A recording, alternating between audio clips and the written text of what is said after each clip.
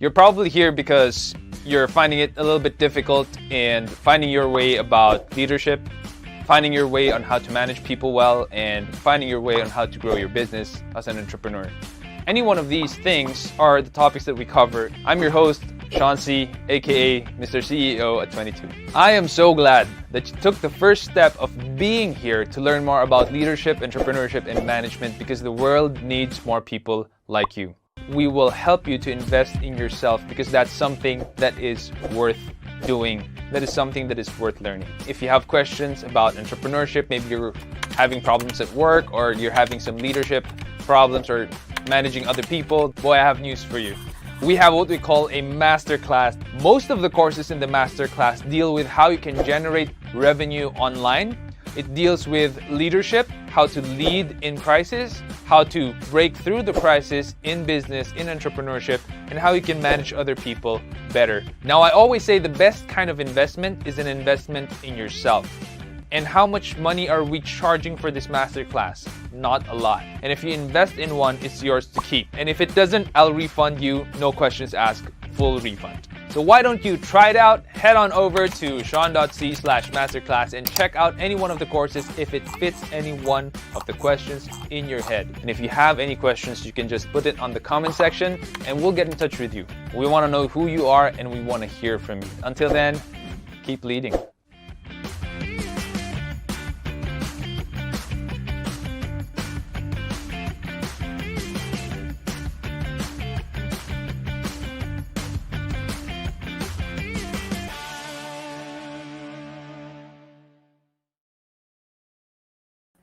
All right. We are live tonight. This is the first Leadership Stack live episode of the year. Of course, 7 days ago, it was January 1 New Year, so we couldn't do this. And I miss you guys. I hope that during the Christmas break, you were able to tune in through Spotify with some of the podcasts that we just shipped out. We actually just published a lot of episodes during the Christmas break, and I hope you were able to tune into some of them. We have a lot of questions actually tonight, and I hope that I am able to finish all of them. I think we could finish all of them. And if you guys tuned in YouTube and Facebook are you want to ask questions, you also want have a business consulting, maybe you have a problem with work, you have a problem with your business, you have a problem with some people in your organization right now, you want to ask a question, you can go to this link right here and join the Discord community. You can ask the questions there.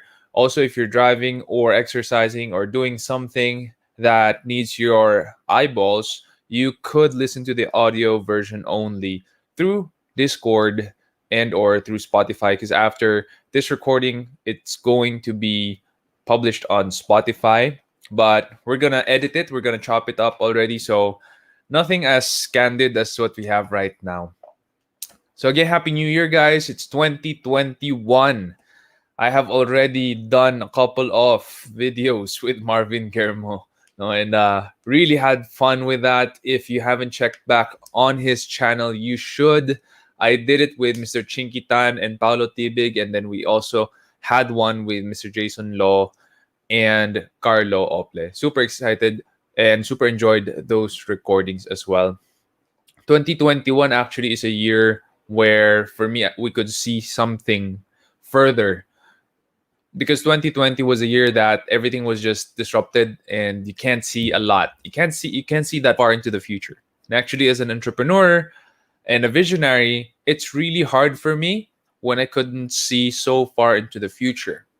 Because usually that's how I plan, that's how I strategize, that's how I build my business around, is I have a good knack, or I have a knack of, knowing or seeing what can happen in the near future. And 2021 is a lot better in terms of clarity than 2020. So ironic kasi 2020, di ba sa mata, sa vision, usually when they say you have 2020 vision, it's super clear. And a lot of leaders, a lot of people are actually saying that 2020 is the year that we're going to have clear vision, that we're going to cast vision.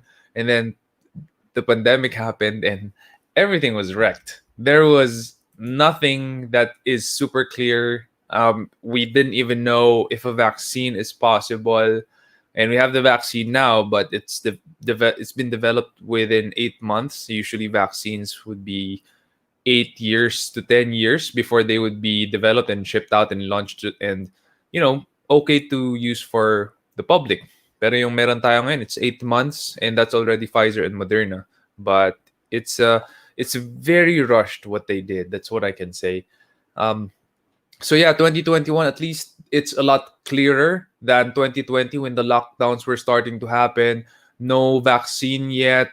We didn't know if we had the discipline to keep the pandemic at bay. Now at least nakikita natin na hindi na super duper tumataas yung mga cases. So the fog is lifting with 2021. That much I can say. And I could see a little bit further as an entrepreneur, which is really good. I love it when I could see a little bit further because I can strategize, I can plan, and I can build my business around that. And I hope that you're able to see that as well. So we will start the year with Patrick Miguel's questions. Patrick, thank you again for being here tonight. And some of the questions that he asked, I'm not going to finish all of them because we also have other people asking. So I'm just gonna be skipping some questions and pipili lang ako ng pinaka okay. So but yeah, I'll start with the first one. Just to shoot, what are the things you do within the first few days of the year to start it on a good note and plan for the year ahead? Well, I don't really have like a New Year's resolution, but I almost every day I have time to think. So I know that it may sound as thinking, I do that every day. Thinking, I do that passively.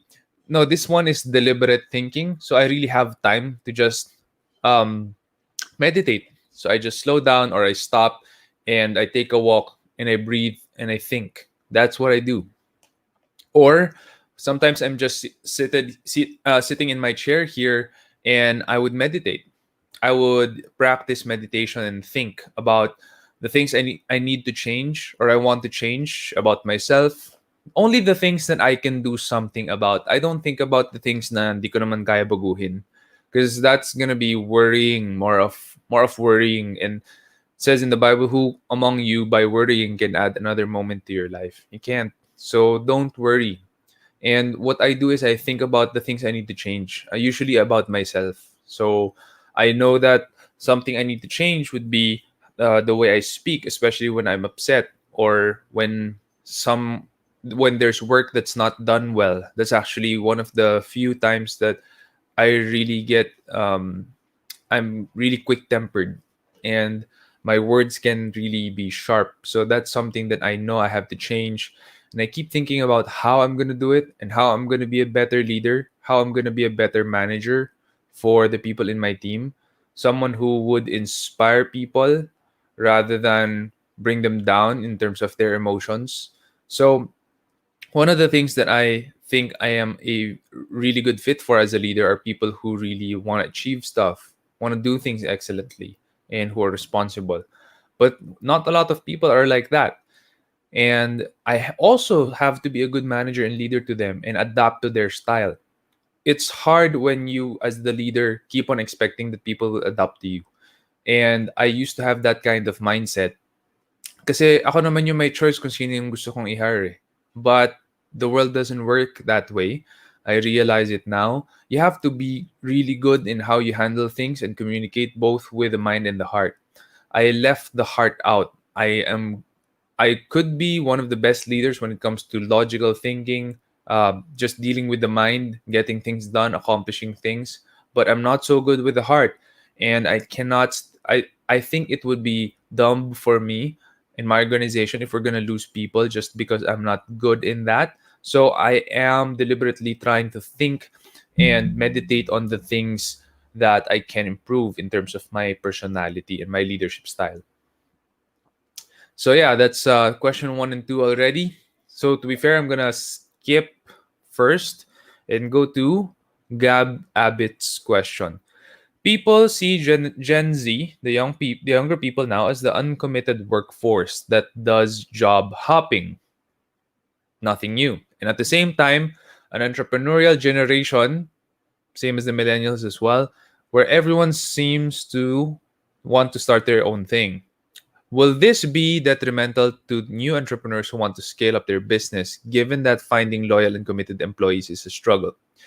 Actually, Gab, finding loyal and committed employees is hard, but it's not impossible. And if you're finding it really, really hard to find good, loyal, committed employees, maybe one of the things that you can do is build an organization where people would want to work with you. There are a lot of differences between how Gen Zs and millennials think and Gen X and the baby boomers. So before you just stick to a job and that's okay as long as you can provide food to the family, electricity, water, okay na yun. But Gen Zs and millennials, what's more important to them is a purpose. They want to feel that their work is something that they can die with. They want to feel like when the day ends, they did something that has made a dent in the universe. So, how do you deal with that kind of a generation? You have to build your business around that. You have to adapt to them because if you don't, and you're still catered to the Gen X, the baby boomers, may hirapan ka because then you cannot hire loyal and committed employees because they're not going to stick with that kind of company. I think that's one of the reasons why companies in general see millennials and Gen Zs are as walang loyalty yan. They're just going to be skipping hopping jobs. But in reality, the organizations also make little to no effort to communicate the purpose of the work that they do to paint a bigger picture. So there's this sort of story where a man was walking and he sees three masons building a structure. And the first mason, he asked, "What are you doing?" And the first mason said, "Oh, I'm putting rocks on top of one another. I'm building, I'm using these bricks and I'm building something, putting them on top of one another." The next mason, he asks, "What are you doing?" And that mason says, "Oh, I'm building a church. That's what I'm doing. These bricks I'm laying on top of each other. We're building a church right now."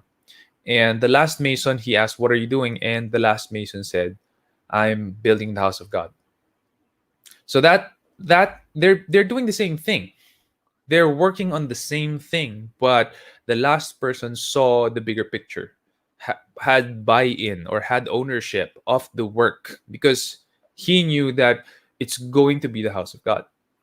And a lot of organizations today, companies fail to communicate that to people who work in their organization. So this year, actually, one of the one of the things that I did during the holiday break is meditate on a new purpose statement for SEO Hacker. I just found our older one was too long, a little bit too complicated. Maybe not a lot of people understood it, so I simplified it. It's not yet final, but our new purpose statement is helping people find the best things in life. And we're a search engine optimization company. We manipulate search results in Google for a living. So we help people find the best things in life. I think that is a really good purpose statement. It's simple, direct, and easy to resonate with people in the team. So if there is someone who wants to do that, then joining SEO Hacker might be the time of their life. And we communicate these things because these things matter for Gen Zs and for millennials. Also, one of the things that they look for in leaders would be a mentor or a coach, not really a boss. So, this is also one of the things that I think I need to change about myself. I really don't know how to coach yet. Hopefully, I learn. I am planning to learn that, but right now, coaching is not something that I think I'm good at. Although my wife says I'm good at it, but I haven't really tried it. So, mentorship is something that I do. This is one way I'm doing it to share what I know and give people advice on how to succeed in life. So that is something that I know I do well. So people who come to me for mentorship within the team, actually that is something that they really like about SEO Hacker because we're open to helping people talaga and just give them advice, listen to their problems, and be there when they need help, whether in work or personal matters. So I hope I answered your question, Gab. Cora has a question. In one of your previous live streams, I agree with the points you raised on why who you know is more important than what you know as an entrepreneur. However, when it comes to being an employee, climbing the corporate ladder, or an employer choosing an employee to hire or promote, shouldn't what you know be more important? Because merits or promotions should be based on performance credentials and contribution to the organization and not on friendship and blood relations with higher ups. As CEO, what is your point of view? It's still going to be a balance between who you know and what you know, because who you know can teach you a lot of things you don't know. So even if you are an employee trying to climb the corporate ladder, if you know more people who can help you, who can actually improve what you know, because what you know can only go so far. Sometimes you hit a ceiling or a roadblock and you don't know how you can go any further. For example, I'm an SEO guy.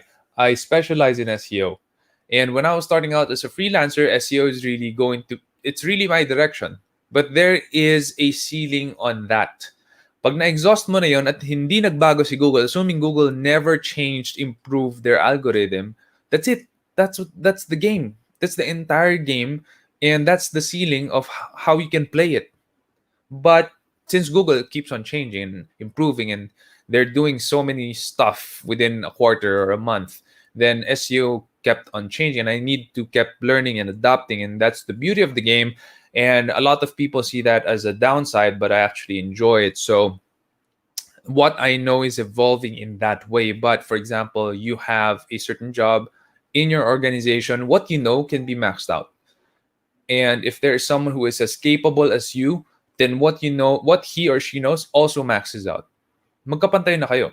Now, where would the difference be? Where would your advantage be?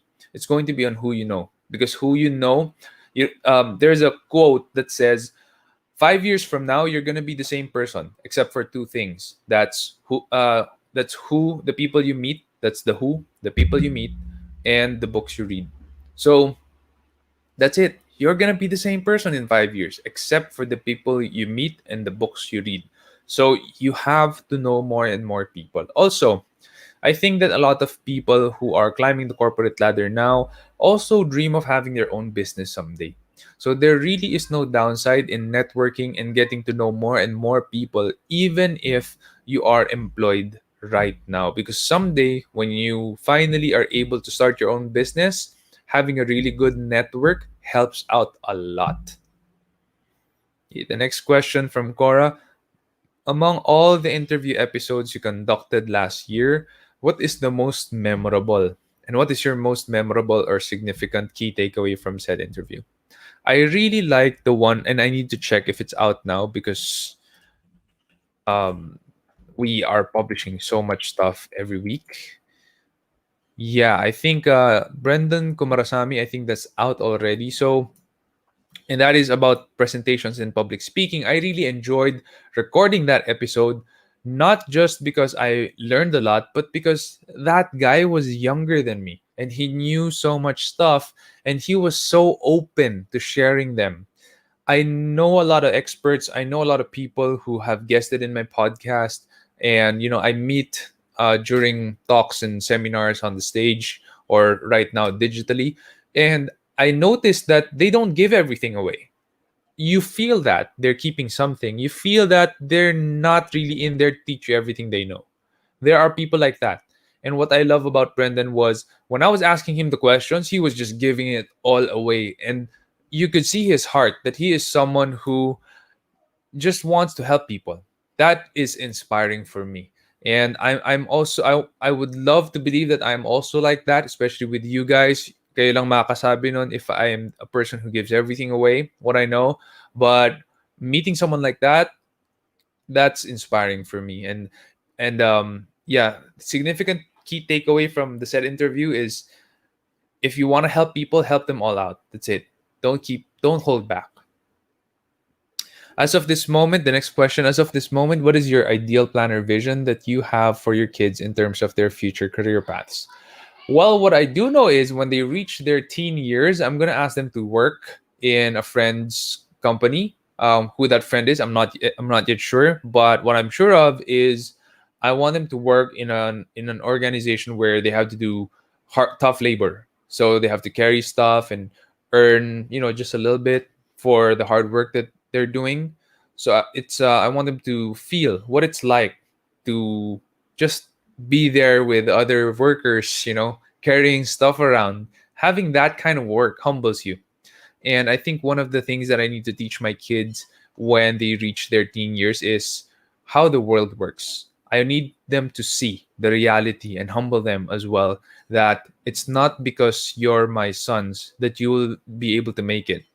That's no differentiating factor. You have to go on your own journey, go on your own wilderness, get lost inside, face your own challenges, and come out learning from all of that and be a better person and find your way to success. That is something that I really plan to do. So that's as far as I can see. I still can't see if I'm going to tell them to run the business or have a certain career path. I can't see that far. But what I do know is I need them to learn humility first at work. In your business, how do you conduct your strategic planning meetings? What are your procedures or best practices? So I know a lot of organizations, they have their strategic planning meetings end of the year or once a year or once every 6 months. For us in SEO Hacker, we do it every week. Now that may seem like it's super quick in terms of feedback and in terms of its frequency. But in reality, we are able to make things a lot more flexible because we meet every week. And if we don't need to pivot a strategy, if we don't need to pivot tactically, we don't do it anyway. So we just meet and talk about it. And if there are things that need to be executed, we always assign a person to be in charge. And then we make sure that there's a deadline. So those are some elements within meetings that you must place. So yeah, we don't have that quarterly, biannually, or annual strategic planning meeting. We don't have that. We have it weekly. And the importance for me with that is we get to know what's happening with the team as well, not just in terms of strategy, but in terms of heart. Now, I know a lot of people would say, heart, that's something I don't want to deal with. It's messy, it's intangible, it's not measurable. Yes, but it's a real part of a human being and an organization. And if you want to succeed as the leader of an organization, you have to deal with the heart of your people. So that is why I encourage meetings, meetings, meetings. Now, if you're thinking, but meetings are boring, but meetings are hard. Well, here's the reality. It's hard and it's boring because of the people there. You can improve your meetings. So if there is a way to improve meetings and make it enjoyable and make it fun and make it meaningful and make it actionable as well. And learning about how to do that is a process. I've read a lot of books, and an author that I would highly recommend in terms of having real good meetings would be Mr. Patrick Lencioni. Read his books. Some of the things that he has taught me about meetings is I'm in charge. The CEO, that's my job. I have to make sure the meetings are good. We're not wasting time. Hence, we're not wasting money, because if you count the salaries of everyone who's in the meeting and their hourly rate and my hourly rate, that's a lot of money. So you wouldn't want to waste time just talking about stuff that's useless or that's not part of the agenda. You have to make sure the agenda is clear, and then you have to make sure there's a timekeeper. You finish on time, you start on time. You have to make sure there's someone accountable or in charge, so that the stuff you're talking about would be executed and someone's in charge of it, so that when there's something that would go wrong, it's that person's responsibility. And then always have a deadline. When do you expect it to be done? Always have that deadline. That is super important. So I'm gonna skip again. I have a question from Mr. Mark Davis. If you have a business idea and really want to execute it, do you need to register it ASAP, like these business permits? Um, for me, business permits kasi would cost a lot of money already, and you need a DTI or SEC registration, small business or corp, before you get business permits. So I would say do it first. Meaning, if like how I did it, I was a freelancer before. I was doing SEO, but I did freelancing first. I didn't register it in DTI yet until I have a big company who came at me and asked me to serve them. And I had to register it in DTI. So that's the only time that I registered and paid for all of these stuff that the government makes money with and legitimizes my business. So, but yeah, if you want to register it ASAP, you can register it DTI. It's not a lot of money anyway, and you'll be operating legitimately. But the time cost, the money cost, yun lang iniisip ko. And if it's just a business idea, my suggestion is you try it out first. Try it out first. If it makes money, if people love your product or your service, and you get repeat orders, then maybe it's a viable business. Then maybe it's time to register it. But if it's a one off and the people you sold to are your relatives and friends only, not the general public, but then maybe do it freelance first or sideline first. We have a question from Mr. Cedric Choa. What are your thoughts about working corporate before becoming an entrepreneur? I think that's smart because you learn from other people's mistakes. And I suggest if you are going to be working corporate, learn as much as you can, especially from your leaders, because they're the ones who have made the mistakes already, paid the price. Well, the organization paid the price already. You learn from that, and then you can start your own business in a wiser way. I'm not saying that you're going to have it all figured out. You're not, because you have to actually be hands on and practice. If not, you will not be able to retain the lessons that you learn. So, unless you practice it, unless you're able to make your own mistakes, it's going to be difficult for me to tell you now you're gonna be able to do it kagad, everything flying colors. I don't think so. I think you still have to learn a lot of things along the way, like I did. But it gives you a leg up with starting your own business. Second question from Cedric. At the early phase of SEO Hacker, were you scared that your business would fail? How did you manage your fear? The fear wasn't big, to be honest. So I think it was there, but it wasn't big. And the reason is when I look at SEO Hacker and the business I'm running, I look at Google and I realize a lot of people are searching in Google. Digital is advancing, technology is advancing, it's not going backwards.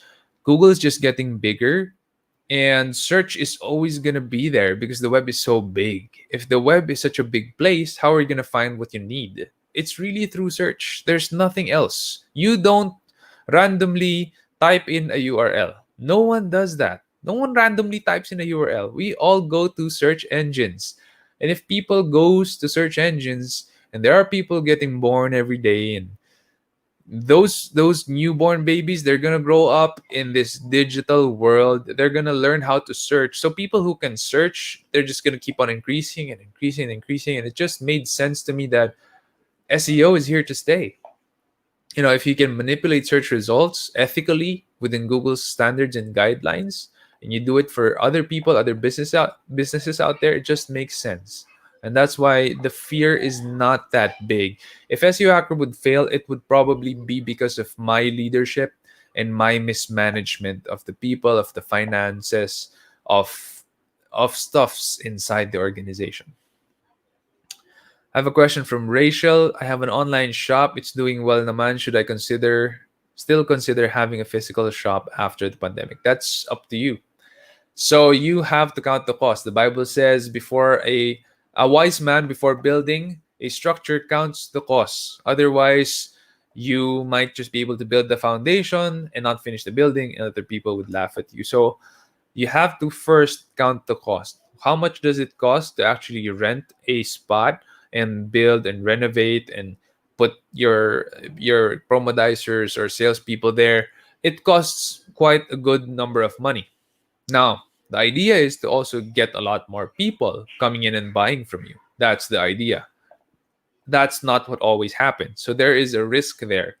But if you're doing well online, my suggestion is why don't you think about scaling online instead of scaling offline? Since it's working for you now and you are finding a good degree of success, sabi mo it's doing well naman, Why don't you think about just scaling it online? How you get more eyeballs to your product or service online?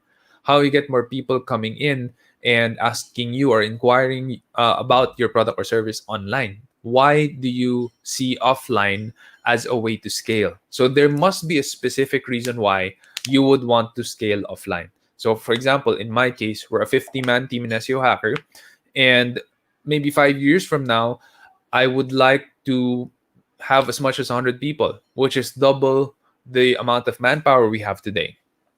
Again, 5 years from now, that's a long time. My business is just 10 years old.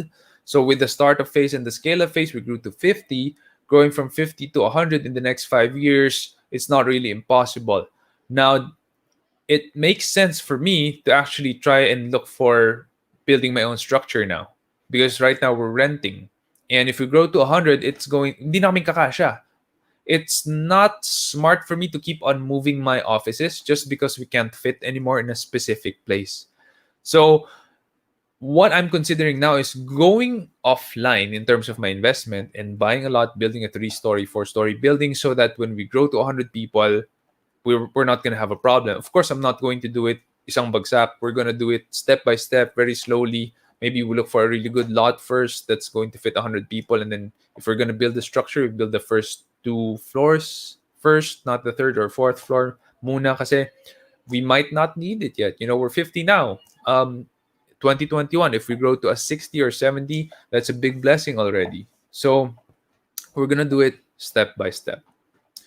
So yeah, those are some things that I would ask first before I would answer a question about whether I would consider a physical shop or not. Okay, I'm gonna go ahead and answer some of Patrick's question again. He asks, "What businesses do you think will not do well this year, and the ones that will continue to thrive?" Not do well this year. That's a bit difficult for me to answer because I think 2021, a lot of people are already realizing that life must go on. Life must go on, and the fog is lifting because there's vaccines already, and we kind of have adapted to how to combat the virus, which is sanitize often, wear your mask, wear your face shield, and practice social distancing. So a lot of people, I think, have adopted naman to that. And so I think that a lot of businesses, if they try their best, would succeed naman this year. And what businesses do I think will not do well? Um, Restaurants, a lot of restaurants have closed, at least in BF Parañaque where I live. I know this for a fact, a lot of them. But you know what? There are restaurants that are doing really well here. So it's the same era. It's the same pandemic. It's the same problem. It's the same location. But why would all of these other restaurants close? And the other ones are doing really well because they're the only ones left and people are going to them. Right? So I think that there are just some leaders or managers or business owners who sees the cup as half empty and are afraid and say, let's just not operate or let's just shut everything down and not adopt and adjust dun sa mga requirements ng government na dapat may ganito, dapat may ganyan, I should buy this and buy that and sanitize the place every so often. And I would just close shop. So I think that only those businesses who give up would not do well. But the businesses who are willing to adapt, they're gonna do really well this year. That's what I think. Next question from Patrick: What investments or businesses do you plan to get into given the chance or if you have more capital? So I think I'm gonna stem from my previous answer and say I'm looking to actually buy a lot, a significant size lot, so that maybe in the next 5 years, if SEO Hacker grows to 100 people, we can still fit well. That I think might be my next big investment. What's your overall outlook in our economy? I think that the economy is gonna do well this year, a lot better, because again, we can see clearer. But who knows, right? I mean, we didn't expect the pandemic would be this bad, and there are new strains. Only God really knows if there's gonna be a new virus out there, right? A brand new virus that's gonna infect everyone coming from another country. Who knows? Only God knows, right? But given that with the rate that we're going right now, assuming nothing else, nothing, no new virus comes out, I think that the economy is gonna be better this year. Okay.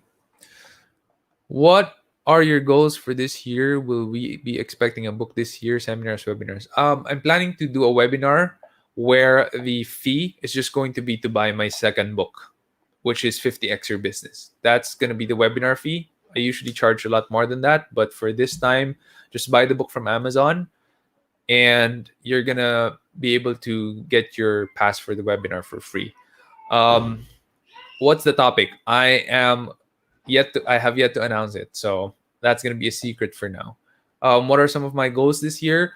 I am thinking hard about starting this business idea that I have in mind. So it's gonna be a services company as well, plus intertwined with tech because I love tech. So I'm not sure if it's a goal, but one thing's for sure this year, one of my goals would be to improve my personal leadership style and management style, to be a lot more of a mentor and a coach and a lot less of a boss. Um, that is something that I think is worth my time and worth doing this year, at least for myself. For SEO Hacker, hopefully we grow to 60, 70. If we grow to 100 this year, that would be amazing. And yeah, but yeah, that's the goal, to grow to 100 in the next 5 years. So if we hit it this year, then we're done. Then I have to again lift the bar higher. So yeah, that's the goal this year. What are the decisions you made last year that you were happy you took? We decided to work from home, all of us, and I'm happy that I decided that early on, early March, before the lockdown. Everyone's working from home since then. We haven't been to the office, and I'm happy I made that decision because um, extremely few of my people got the virus. Extremely few, like two or three of them. That's it. And they didn't get it from working from SEO Hacker. They got it from the grocery store or a family member. So I am happy that we weren't a part of them getting sick, and we decided to take care of everyone. We want everyone to be healthy in our team. What are the mistakes you had last year that you learned a lot from? Mistakes would be not being so present with my team. So one of the strengths that I have as an entrepreneur and a leader would be face to face, doing things face to face. So having face to face meetings, talks, one on ones, and that was gone.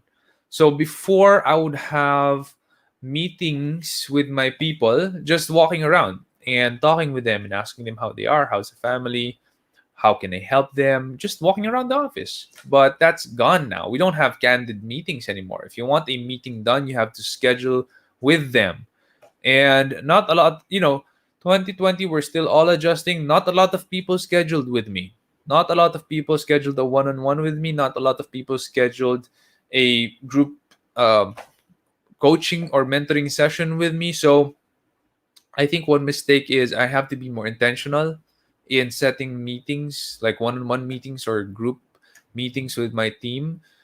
It doesn't happen anymore where I get to do the candid "How are you?" with them. So I think that is a mistake. That is my mistake, and I have to improve on that. Who are the persons or guests you want to interview this year, given the chance? A lot, actually. So I was hoping Francis Kong would be a guest. A lot of local personalities, definitely, because I have tons of international speakers, personalities, business owners, coaches already on the podcast, which is amazing, by the way. They have super amazing insights and answers to the questions that I'm throwing their way. But I would love for there to be a lot more local guests, like Chinky Tan. Has not. I haven't been able to ask him yet. I'm sure he would make time for the podcast, but haven't. It's just that I haven't gotten the chance to ask him yet.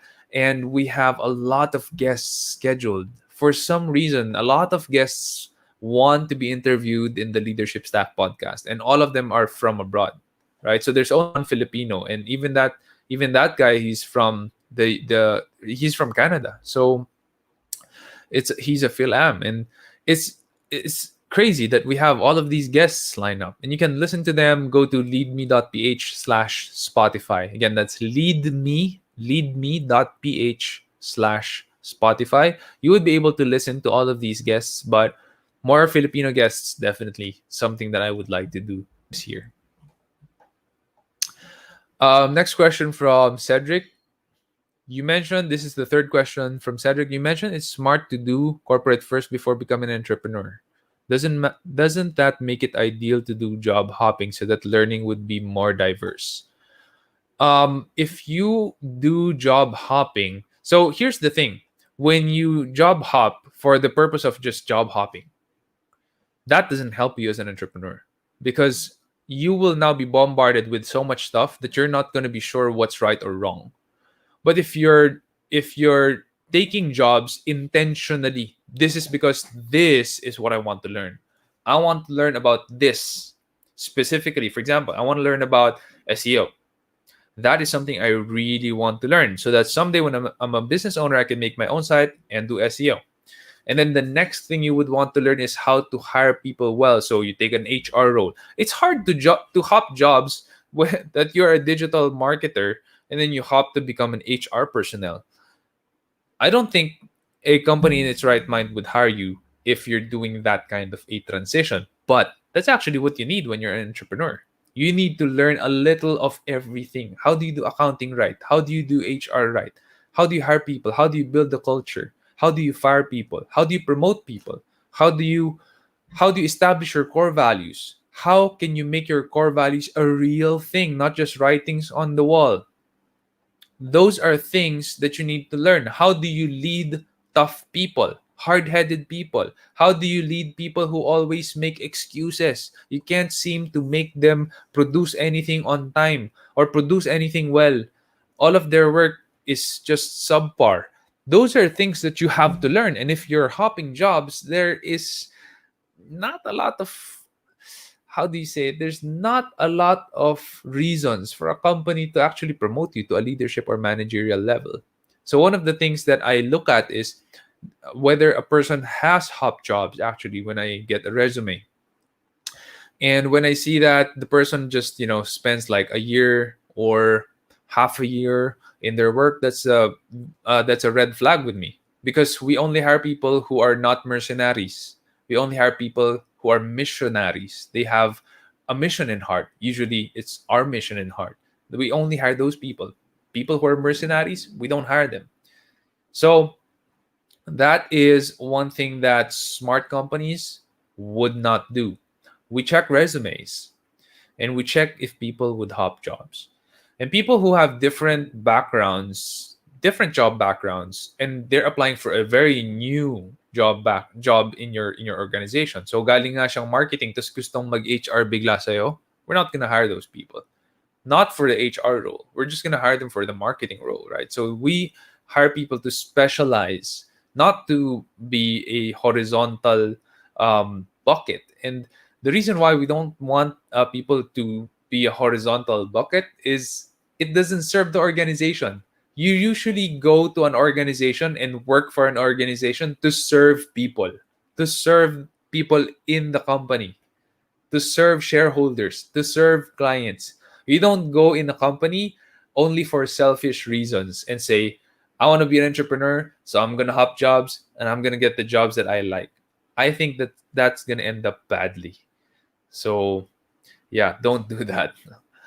From Mark Davis, what should a business do to expand? Any tips? How do you expand SEO hacker? So I have a book on Amazon right now. It's out, 50x your business. And in that book, I write how I grew SEO Hacker from a one-man team. Yes, that's me. I'm the janitor, I'm the writer, link builder, blog manager, social media specialist, sales, CEO, you name it. I'm even the legal team. How I grew it from me to a 50-man team. That's why the book is entitled 50x Your Business. You can download it on Amazon now. It's a real book. Medyo mahaba siya basahin, but I put in all of my processes there. Even the questions I use in hiring, I put it there. So if you're growing your business right now, not startup, If you're a startup, I suggest you get my other book, CEO at 22. But if you're already having a sustainable business, you just want it to grow more and expand, you just don't know how to fossilize your processes to make it more structured, concretize your core values and culture, get the 50x Your Business book. Download it. It's on Amazon right now.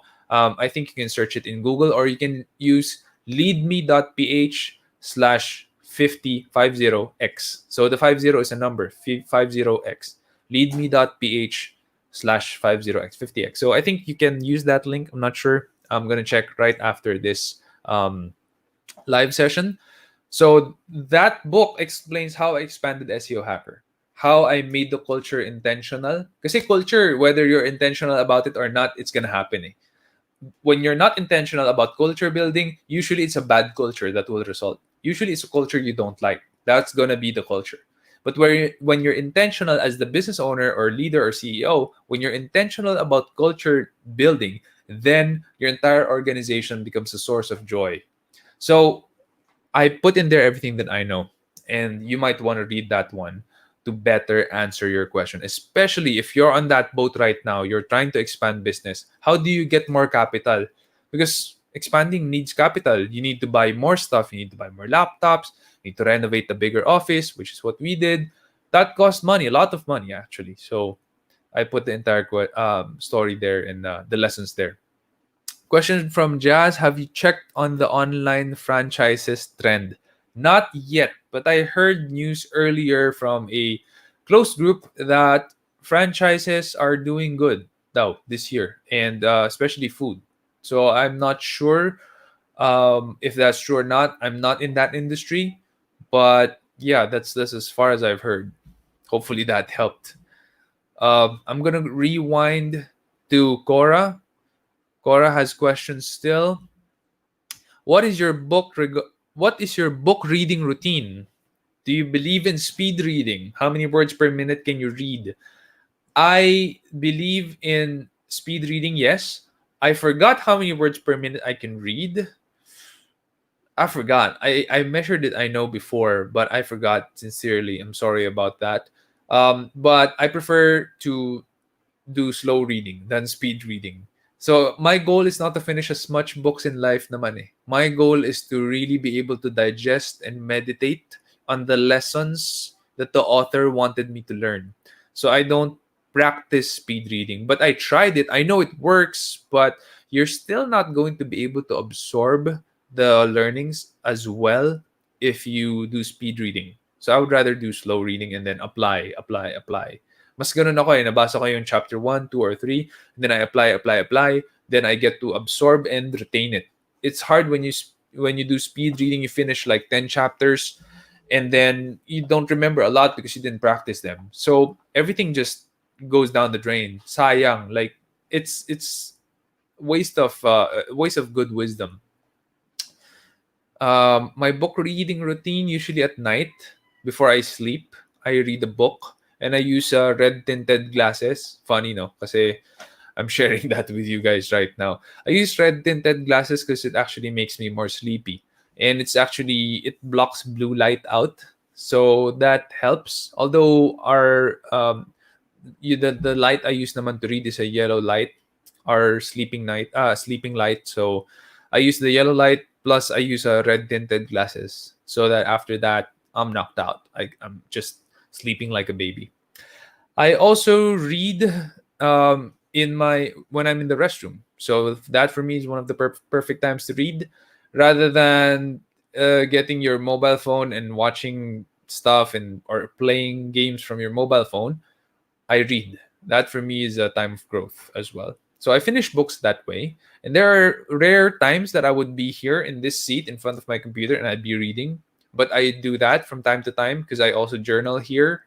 This is where I write stuff about my life and reflections and why I'm thinking this and that. So I meditate and think a lot and I write it in my journal. Next question from Cora. In terms of digital revolution technologies such as Internet of Things, IoT, artificial intelligence, 5G, renewable energy, and among others, how far is the Philippines compared to other countries? we're quite far. We're actually like 5 years plus behind. How soon do you think we be able to implement these things on par with other countries? So right now, as far as I know, we're 5 years behind, which is actually a very long time because technology happens and evolves in a very fast pace right now.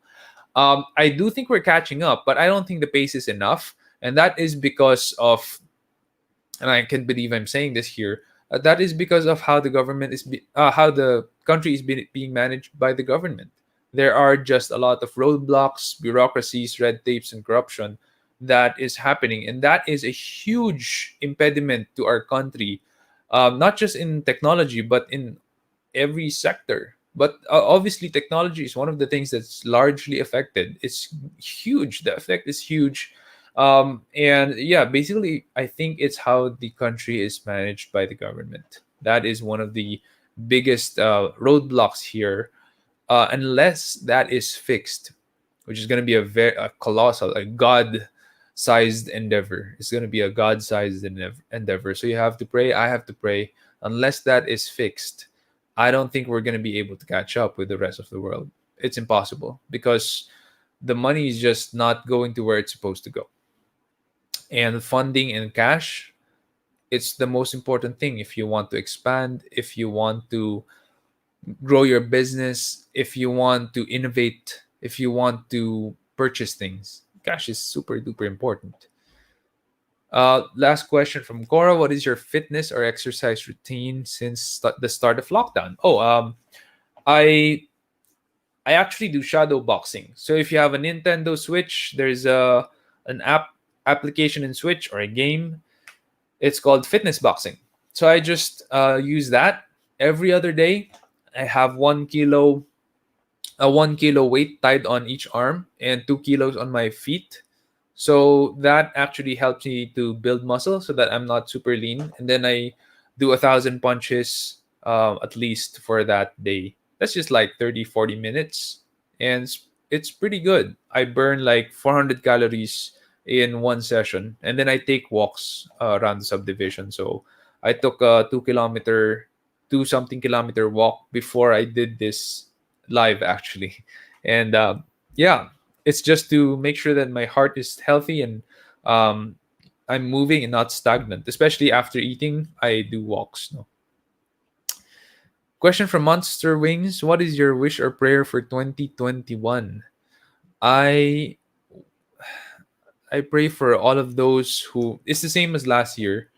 I pray for those who are in the front lines that they'd be protected, for those who are grieving that they'd be comforted, and for those who are sick that they'd be healed. That's it. So God knows they need it. They need it. So yeah, happy New Year, guys. I think that is the last question so far for tonight. Yeah, that is the last question. So yeah, before may mga mukhang may mga pahabol tayong questions, no? But before that gets posted and before I answer that, I just want you guys to know that if you who are watching from YouTube, LinkedIn, Periscope, Twitch, or Facebook are interested in asking questions, you can do so on the link down here. That is where the questions are.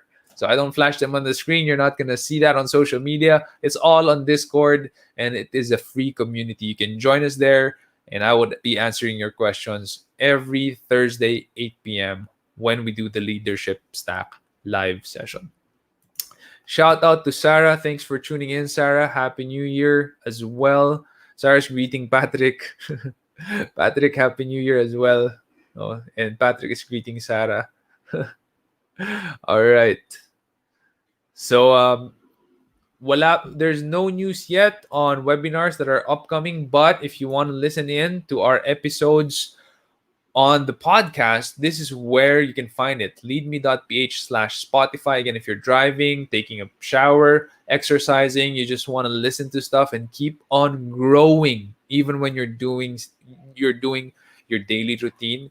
This is it. Leadme.ph/Spotify. Now, if you're more of a YouTube person, we also have the visual side of things, and that's leadme.ph/YouTube. That's it. Papalitan nyo lang yung words after the trailing slash, no? All right, so may pahabol na question from Mark Davis. Why there are a lot of Chinese people who owns these leading companies? Jollibee, Mang Inasal, Master Siomai. They're Philchai. They're Filipino Chinese. So they're more. I think they're more Filipino than Chinese, to be honest. I mean, I'm Philchai. I speak really good.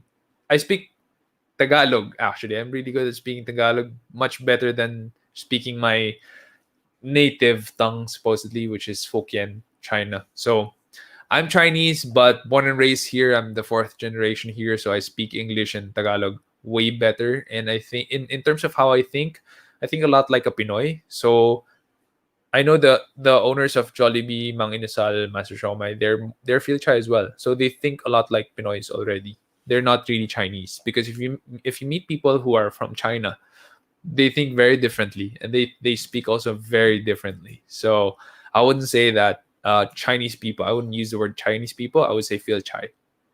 So I think that a lot of Filchai have own a lot of businesses here because when they came here, there's a lot of adversity. So they came here in the Philippines when things weren't that peaceful yet. So we had the World War, and China was in shambles during that time. It's really horrible. So they came here. Most of the Chinese who came to the Philippines are from the Fujian province, and that's because I think it's one of the nearest Chinese towns, cities that's nearest the Philippines. So when they came here, a lot of the Spanish people and the Pinoys also looked down on the Chinese people, and life was very tough. So I think that adversity toughened up our ancestors, and they just leveled up themselves and went, and they had so much grit. They don't give up that easy, and they're survivors, and that's the reason why I think a lot of them are the big players now here in the Philippines. But don't get me wrong, also a lot of them failed. You don't see a lot of the first field chai who migrated here. They also failed, a lot of them also. So we only see the successes. That's because we hear of them, we see them, and we want to be like them, but we don't see the people who failed. It's not about the blood in your veins. It's about how gritty you are and how hardworking you are. That's what makes the difference. Jazz says they're innate traders. Well, actually, if you go to China, you would see that a lot of Chinese people also, they climb the corporate ladder, they work. You would almost say that they're like Pinoys. So it's not about the race. It's actually about your grittiness and your hard your how hard you work and your faith. That's it. Another pahabol question. Hi, from Richard. Hi, Sean. What would you advise for individuals who plan to start a company in the Philippines? What are your pain points? What are the pain points you encountered when you started your company? So to answer this question, Richard, I encourage you to download the chapter one of my book for free. So that is CEO at 22. I actually have the book here. Let me just get a hard copy. Hawak-hawak kasi ni Iron Patriot yung copy ng book ko doon. So this is a real book. You can actually order it from my website, sean.c/book. This book, CEO at 22, talks about my journey as an entrepreneur. I was fresh out of college. Um, LaSalle wanted to kick me out because I failed 28 units, which is amazing and stupid at the same time. And I tell the story about how I got back up and just prayed and worked hard and how I was able to build SEO Hacker. So we have 7 chapters right here, and that tells you who I am. That tells you my startup story. That also gives you all of the principles I have as an entrepreneur and as a leader. And this one sells for 649, and I ship it for free via LBC. If you want it grabbed or Lala moved, that's on you. If you want it express, same day if you're here in Metro Manila. So that's it. Yeah, you can order from the website. I would say some of the biggest pain points would be money, cash. So if you don't have a lot of cash, the chances of your business succeeding is very slim. And also mindset and behavior. If your mindset is pag kumita ako, first big deal, kagastusin ko kagad sa mga gusto kong bilhin, that's the wrong mindset, that's the wrong behavior, and the chances of your business failing is huge. So it is super duper important for you to have the right mindset. Everything that you make in your first 3 years, save it, put it back in your business, build your emergency fund. As an entrepreneur, make sure that when an emergency happens in your life, you have 6 months worth of income to answer that question or to answer that emergency. And when there is a disaster, an emergency that happened with your business, make sure you have 6 months worth of safety net. That is how much to operate your business every month. So you have to have 6 months of that. To operate SEO Hacker is actually a very big amount of money because we are a 50-man team. So you can imagine the amount of salary pa lang that I'm paying. So I have to have at least 6 months of that saved up.